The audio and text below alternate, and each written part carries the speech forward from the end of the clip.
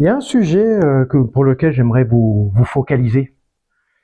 C'est en ce moment avec les pays européens, entre Donald Trump et Vladimir Poutine. Ensemble, ils vont négocier la paix en Ukraine. Sincèrement, en toute sincérité, je ne comprends pas où est le problème en fait, puisque c'est le but recherché. Le but recherché, c'est la paix en Ukraine, hein. C'est la fin de la guerre. Comme ça peut permettre à ce pays-là de se développer économiquement. Bien sûr, trouver des accords, des accords acceptables. Mais je ne comprends pas tous les autres pays européens, je ne sais pas si vous avez entendu ça, tous les pays européens sont prêts à envoyer des troupes en Ukraine pour continuer la guerre. Très curieux. Moi, en tant qu'Européen, je me dis, c'est bizarre, normalement, ce n'est pas censé être comme ça, normalement, on est pour une paix. Mais je voudrais vous aiguiller sur un détail que les médias mainstream ainsi que les dirigeants de ces pays-là, de ces pays européens qui veulent partir en guerre, ne vous disent pas. C'est que probablement il y a des accords, alors je mets ça entre guillemets, hein, ça c'est mon point de vue, et uniquement que moi, et après toutes les informations que j'ai récupérées, je pense, il faut essayer de comprendre ce que Donald Trump gagne à la fin de cette guerre. Et notamment, pourquoi il a basculé du côté russe. Pourquoi il bascule du côté russe? Parce que quelque part, ils ont des territoires. Ils ont acquis des territoires avec du pétrole dessus, probablement, des minéraux. Oui. Ce que Zelensky, du moins l'Ukraine, n'arrive pas à avoir. Et que peut-être, je mets toujours entre guillemets, peut-être que c'est ce qu'il avait promis, Monsieur Zelensky. Il avait peut-être promis que le carburant et que le carburant qui se trouve dans la mer Noire, ainsi que tous les minéraux qui peuvent se trouver dans cette région-là, allaient être prélevés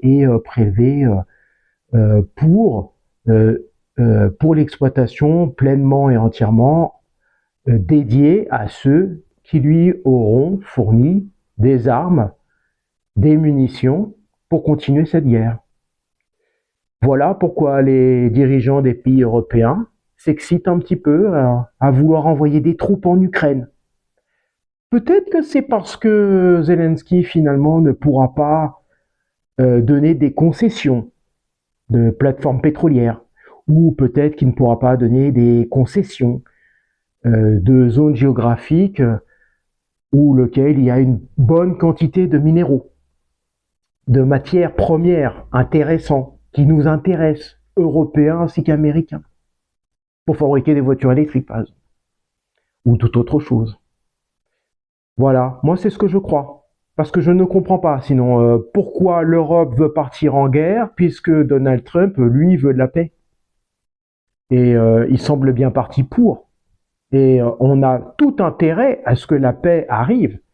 Comme ça permettra à un pays comme l'Ukraine et aussi comme la Russie, à ces pays-là de lever toutes les interdictions, de profiter de leur gaz et de leur pétrole à moindre coût, et aussi de profiter des échanges commerciaux qu'on peut avoir entre eux et nous. Là, je parle entre l'Europe et la Russie, ou aussi bien les États-Unis et la Russie, hein. Et à la fois terminer cette guerre en Ukraine, ce qui permet à la fois de faire des économies pour les Ukrainiens, les économies de la guerre, hein, tout simplement. Au lieu de fabriquer des armes, fabriquons des immeubles, fabriquons du matériel, fabriquons des marchandises. Au lieu de fabriquer des munitions de mort, hein, des armes de mort, des armes de destruction. Et à la fois aussi permettre enfin à ce pays-là de se développer. Alors certes, peut-être probablement avec une petite réduction géographique.